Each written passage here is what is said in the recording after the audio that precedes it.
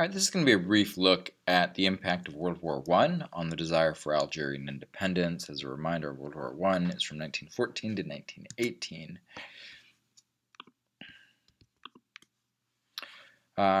African soldiers fight in large numbers in World War I for their colonial states.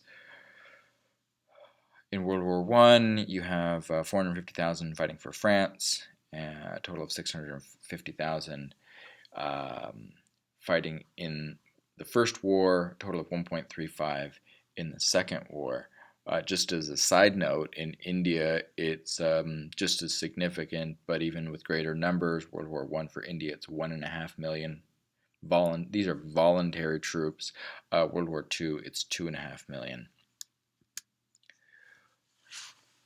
We should note that the war brings into, well, let me rephrase that. 1/3 of all Algerian men are involved in some way or another with the war. 1/3 of all Algerian men are involved some way with the war. So you have large numbers fighting. I think it's 170,000 roughly a fight in the war. 120,000 are in the factories. This leads to 25,000 who are killed in action, another 57,000 wounded. You don't need to know those numbers, but you do need to realize that it's a third of all Algerian men. So what do these men experience who are overseas? Well, not only death and psychological trauma and physical trauma potentially, but they're also exposed to new political ideas. And we have the impact of German and Ottoman anti-French propaganda. You have the Communist Revolution, the October Revolution in 1917 in Russia, that brings in this idea of global class revolution, the idea that the existing order isn't the way things will always be. And moreover, the French, who look invincible in Algeria, don't look invincible in the war. Additionally, if we're going to come to this flowchart here in just a second, but President Wilson declares a 14-point declaration that calls for a new world order based on, quote, national self-determination. The nations can determine for themselves how they want to be ruled. That seems to give a door open for colonial states. The French Prime Minister, Clemenceau, interestingly makes some concessions to Algerian demands after the war that will sound pretty familiar to you having looked at India. They mirror what the British do to the Indians, offer to the Indians right around the same time. So what does Clemenceau offer? Clemenceau offers the idea that Algerian men could become French citizens. Some Algerian men, like those who can read and write French fluently, those who fought in the war, some other categories that don't come to mind right now. There are also more categories of jobs that Algerians can have. There allows for greater Muslim participation in local government. So Clemenceau is like, hey, this is an improvement. But the Algerians feel it's way too little. Now, the colons, the settlers who live in Algeria, they are pissed at Clemenceau. They feel they're being sold out. They feel they're being undercut. They feel they're being disregarded. So no one's happy with these moves Clemenceau makes. He's too radical or he's not radical enough, depending upon your perspective, whether you're a colon or an Algerian Muslim.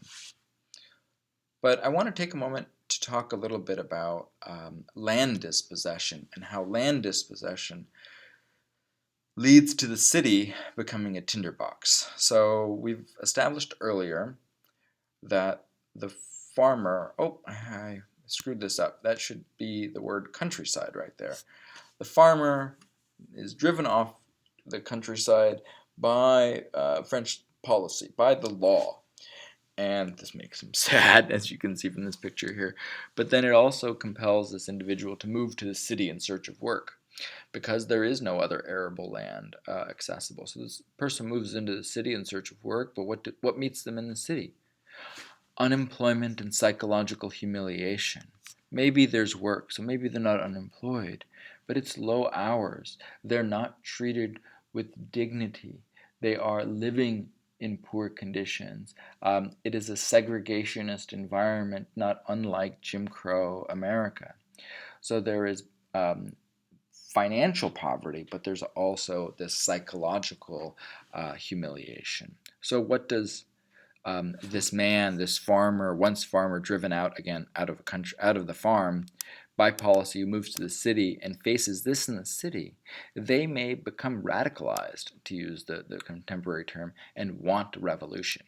But they may also potentially move to another city and face this there, but they may also, in some cases, move to France in search of work, if possible. What do they find in France? What meets them in France? Well, still low wages, still poor working conditions in France, not unlike what met them in the big cities of Algeria.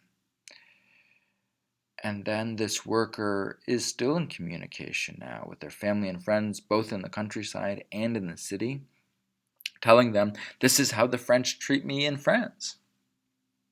And that further exacerbates local anger. People in the countryside who stayed say, oh, they can't work in the city. This is how they treat them in the city. He goes to France. This is how they treat him there. And all of this, either communications into the city or communications back to the countryside, leads to the desire for revolution. So the city acts as a tinderbox, leads to a place that makes revolution more likely, because people are stuck, they're close together, they're exchanging ideas, they are unhappy. And we can make connections to Gaza, we can make connections to Syria, of places where urban blight and land dispossession lead to people wanting a radical solution. So remember this when we look at our movie, The Battle of Algiers, in 2 weeks, because we will see a story of a young man who is stuck in a city with unemployment, with no real opportunities for uplift, no real opportunities for money, and becomes radicalized by the FLN, by the National Liberation Front, as it's called.